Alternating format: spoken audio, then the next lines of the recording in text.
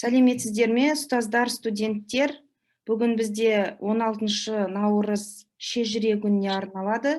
Яғни қазір сіздерді НОБ 219 тобының студенттері жалпы шежіре күніне екеніне байланысты ұғым қалыптастыратын болады. Яғни бізде бүгін жүргізуші НОБ 219 тобының студенттері Ықпал мен Дариға. Ал жақсы Ықпал, Дариға, сөз кезегі өздеріңізде. Сіздерге сәттілік тілеймін. Қайырлы күн, құрметті ұстаздар, ата-аналар, студенттер. Жер жүзіндегі халықтардың бәрінің де түрлі мейрамдары бар. Шығыс халықтарының сондай ерекше мейрамдарының бірі Наурыз. Дәстүрімізге айналған ұлыстың ұлы күні Наурыз құтты болсын. Күлімдеген шуақты көктеммен бірге қазақ даласына жер әлемді жайнатып, әнші құстарды сайратып, өз тойын тойлатып, жаңа жыл келеді. Ендеше той құтты болсын, ұлыс оң болсын, ақ мол болсын. Ұлы мереке сіздерге тек жақсылық әкелсін. Бүгінгі күннің басты тақырыбы шежіре күні. Шежіре араб тілінен бұтақ, тармақ, тарих ғылымының халықтың шығу тегін таралуын баяндайтын тармағы. Шежіре күніне орай Асан Қайғы сияқты шежірешілердің өлең шумақтарын ұсынамыз. Еділ болда жайық бол атты өлең шумағын Мұрат Мерейдің орындауында қабыл ал. Еділ болда жайық бол, ешкімменен ұрыспа. Жолдасына жау тисе, жаныңды аяп тұрыспа. Ердің құны болса да, алдына келіп қалған соң, қол қусырып барған соң, аса кеште қоя бер, бұрынғыны қуыспа. Ақын болса біреуде, айыбын тапты ала бер, ерегісіп ұрыспа. Сенікі жөн болса да, атын шықпас тұрысқа. Мінезі жаман адамға енді қайтып жуыспа. Тәуір көрер кісінен жалған айтып суыспа. Өле тұғын тай үшін, көше тұғын сай үшін, желке терін құрысып, әркімменен ұрыспа. Ашу дұшпан артынан түсіп кетсең қайтесің, түбі терен қуысқа. Ал енді Керке Ықпалдың орындауында қырында киік жайлаған толғауын тыңдаңыздар. Қырында киік жайлаған, суында балық ойнаған. Оймауыттай тоған егіннің ойында келген асын жейтұғын. Жемде кеңес қылмадың, жемнен де елді көшірді. Ойыл деген оқты, отын тапсан тойынды. Ойыл көздің жасы еді, ойылда кеңес қылмадың. Ойылдан елде көшірдің, елбен жүгірген, ебелек отқа семірген. Екі семіз қолға алып, елде жортып күн көрген. Еділ деген зиянға еңкейіп келдің тар жерге, мұнда кеңес қылмадың. Кеңестің түбі нараду, ет біздің жүріске. Еділ менен жайықтың бірін жазға жайласан, бірін қысқа қыстасан. Ал қолыңды қаларсың, алтын менен күміске. Майқы би 18-13 ғасырдың атақты би, суырып салмағы. Энциклопедиялық әдебиеттерде оны Майқы би, Байқы, Байқу деп жатайды. Әкесі Майқы болды. Сондықтан да болар Майқы атанғаны және оның 18-ші атасында есімі Майқы болған. Шыңғыс ханның замандасы әрі кеңесшісі. Ел оны ең беделді адам, әулие деп татаған. Себебі ол ел тағдыры мен оқиғаларды болжай білген. Шыңғыс ханның ұлы батысқа жорыққа аттанған кезде әскерін 10 қанатын сеніп тапсыратын болған. Назарларыңызға қазақ шежірешілеріне бейне шолу ұсынамыз.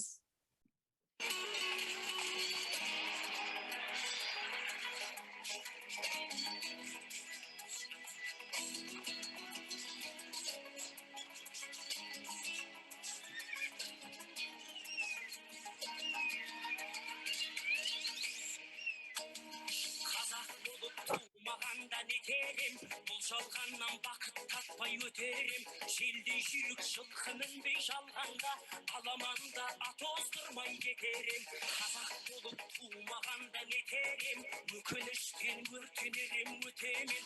Қасиетті домбыраны қолға алмай, көңілімді әуер етпей кетерем. Мен қазақтың бойымдағы қан қазақ, мен қазақтың мен шырқайтын ән қазақ, бір қазақты қазақтың бақыты мен бағына, бар жанымен қуанса екен бар қазақ. Мен қазақпын, түрім қазақ, тіл қазақ. Мен қазақпын, мен айтатын жыр қазақ. Сүйеу болсын, тіреу болсын мың қазақ.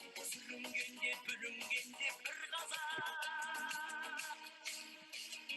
Қазақ болып тумағанда нетерем, қалай басқа байрақтарды көтерем. Жеті бірдей қазынамнан айрылып, жеті атамды жаттай алмай кетерем.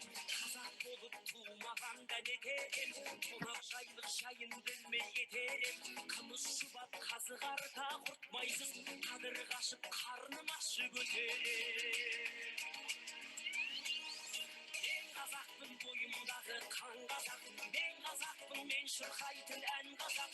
Bir қазақтың бақыты мен бағына, бар жанымен қуанса екен бар қазақ. Мен қазақпын, түрім қазақ, тіл қазақ. Мен қазақпын, мен айтатын жыр қазақ. Сүйеу болсын, тіреу болсын мың қазақ. Сүрінгенде, бүлінгенде бір қазақ, бір қазақ. Сүйеу болсын, тіреу болсын мың қазақ. Сүрінгенде, бүлінгенде бір қазақ.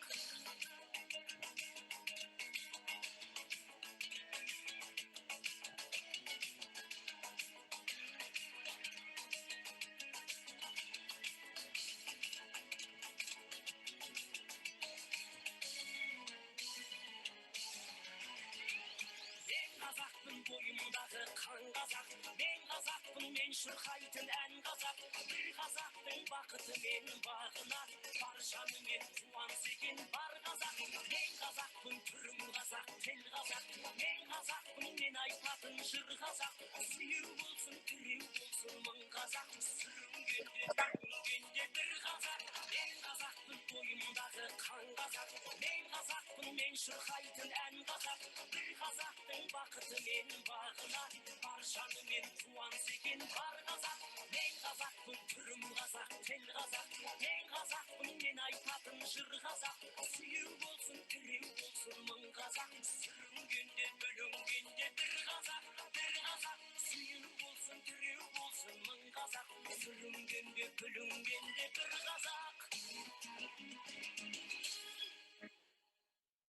Жалпы бүгін бізде шежіре күні 16 наурыз шежіре күні болып қалыптасқан.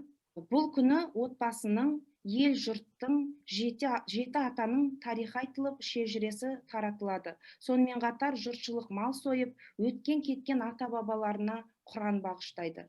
Ағайын туған, көрші қолаң таяуда ғана жақыннан айырылған отбасыларының үйіне барып, марқұмға тие берсін айтып, дастарханынан дәм татады. Әр отбасының үлкендері өмірден өткен ата бабаларының, ағайын бауырларының жақсы істерін, қуанышты сәттерін кейінгі ұрпаққа әңгімелеп береді.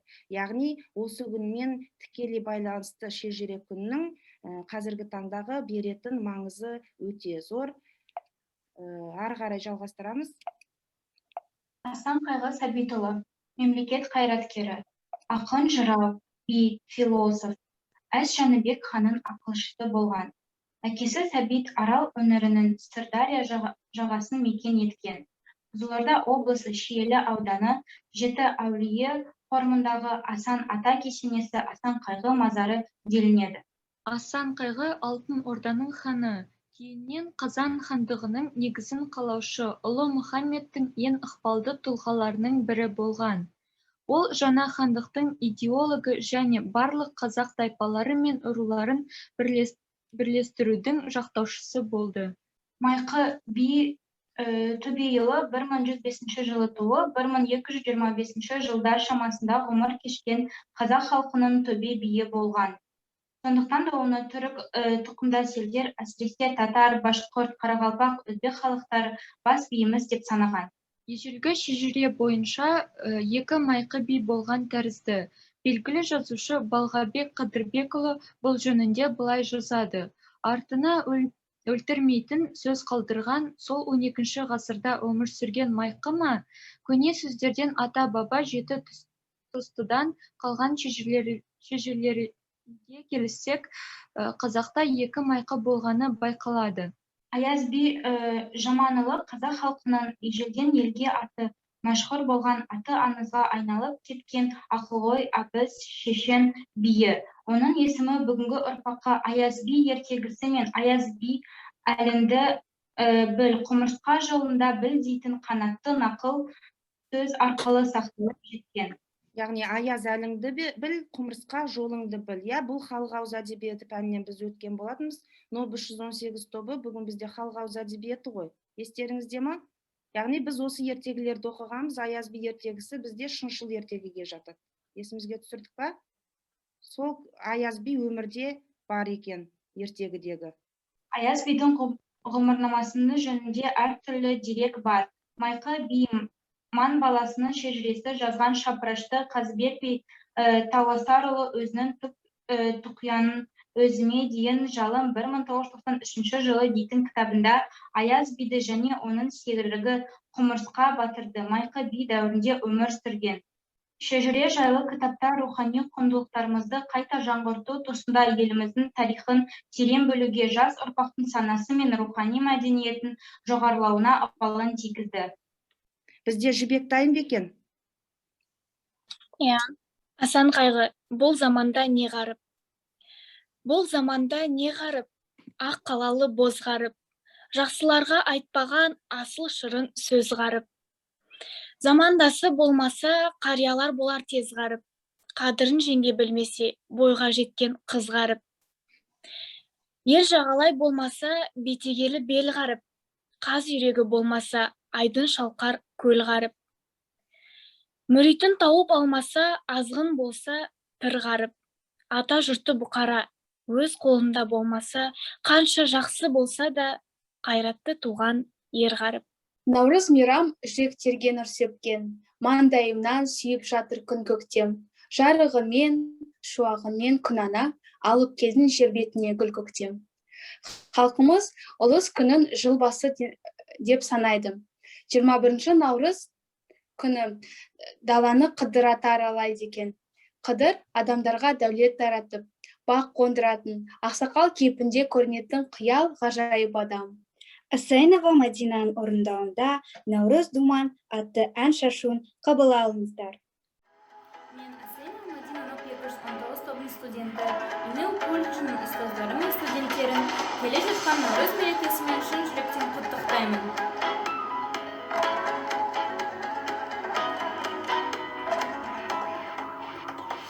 Наурыз айы келгенде шуақ шашып жерлерге күн төгеді жабулаған. Еріп қара ақпанның келіп сәні бақтардың тіл береді сұлулығы. Құстар қалқып төбемде аққу қонып күлдерге сән береді әніме де. Сұлу самал желесіп күн мен түнім теңесіп таң атады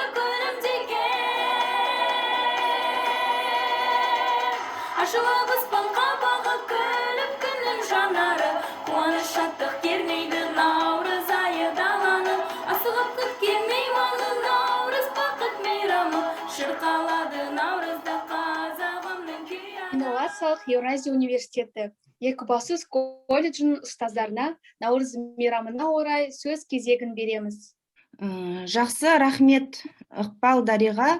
Жалпы осы наурызға орай сөз кезегін бастасам деймін.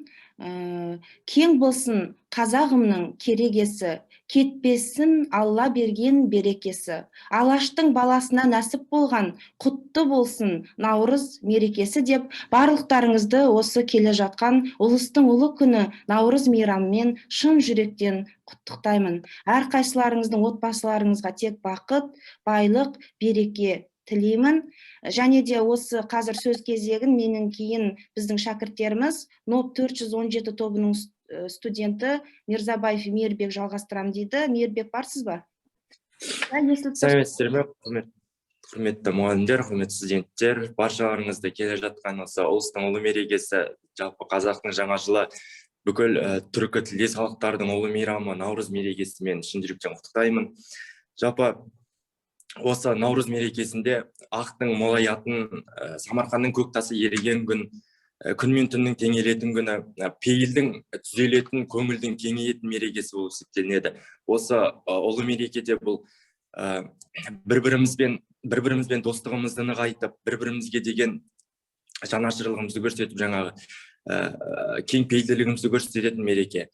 Осы жылы енді белгілі бір себептерге байланысты ұлы мерекемізді, осынау төл мерекемізді осылай дистанционно Zoom платформасы арқылы тойлап жатырмыз, бірақ дегенмен де осы дистанционно тойлап жатқан ең бірінші және ең соңғы мерекеміз деп есептейік, деп үміттенейік. Келесі жыл осы ұлы мерекемізде, төл мерекемізде барлығымыз төрт көзіміз түгел болып, бір дастарханның басында жиналып, бірге тойлауымызға тілектеспін. Жалпы Наурыз мерекесінде айттық қой, ақтың малаятын, тіршіліктің жаңаратын, өмірдің жаңғыратын мерекесі. Осы барлықтарыңызға осы мерекеде тек мол бақыт, үйлеріңізге достық, ынтымақ, бірлік, береке тілегім келіп отыр. Баршаларыңызға Наурыз мерекесі тағы да құтты болсын. Мейірбек, сізге көп рахмет. Яғни балалар, бүгінгі шежіре күніне орай біз сіздерге Асан Қайғы, Майқы бидің шығармаларымен таныстыруға тырыстық. Яғни біз әрқайсымыз өзіміздің шежіремізді білсек, әрқайсымыз өзіміздің жеті атамызды білетін болсақ, яғни біз ешқашан өшпейміз. Яғни біз әрдайым дами береміз. Сондықтан да сіздерді де өздеріңіздің жеті аталарыңызды, шежірелеріңізді толық білуге шақырамын. Яғни бүгінгі өтіп жатқан іс-шарамыз өзінің мақсатына жетті деп ойлаймын. Тағы да тілек айтамын деген, құттықтаймын деген ұстаздар болса, сіздерді тыңдауға дайынбыз. Бізде Бағдат Маратовна отыр екен жерде, мүмкін бізді құттықтап Бағдат Маратовна да өзінің тілегін айтатын шығар. Сәлеметсіздер ме, құрметті ұстаздар, әріптестер, құрметті студенттер. Нобы 219 өте бір сондай қазақи тәрбиесі бар, қазақтың иісі шығып тұрған топ. Шариғат апай, бүгінгі осындай үлкен жасаған іс-шараларыңызға көптен көп рахмет. Мерейтойдың алдында, мереке алдында жаңа шежірені тыңдап, өте бір жақсы серпіліп қалдық. Балалар, әріптестер, келе жатқан Наурызымыз құтты болсын, ақ мол болсын, денсаулықтарыңыз мықты болсын. Жаңа Мейірбек айтқандай осындай мерекелер жаңағы қалыпты жағдайға көшіп, еліміз аман болсын. Рахмет. Көп рахмет сізге, Бағдат Маратовна. Ендеше сөз кезегін Ықпалмен Дариғаға беремін. Наурыз мерекесі әрқайсымызға көтеріңкі көңіл-күй, қажымас қайрат, өшпес үміт пен шексіз махаббат әкелсін. Өмірлеріңіз қуаныш пен шаттыққа толы болсын. Бұл жыл баршамызға есеңізге қаларлықтай қымбат естеліктерге толы болсын. Көңілдеріңізге береке, ынтымақ, достық пен күлкі ұяласын. Ұлыс оң болсын, қош сау болыңыздар. Барлықтарыңызға, қатысқандарыңызға көп алғысымды білдіремін. Бүгінгі іс-шара жайдан жай болмаған шығар, сондықтан да көкейлеріңізге түйіп, біздің шежірешілеріміздің сөздерін жадыларыңызда сақтаңыздар. Келе жатқан ұлыстың ұлы күні құтты болсын, ақ мол болсын. Келесі кездескенше сау болыңыздар.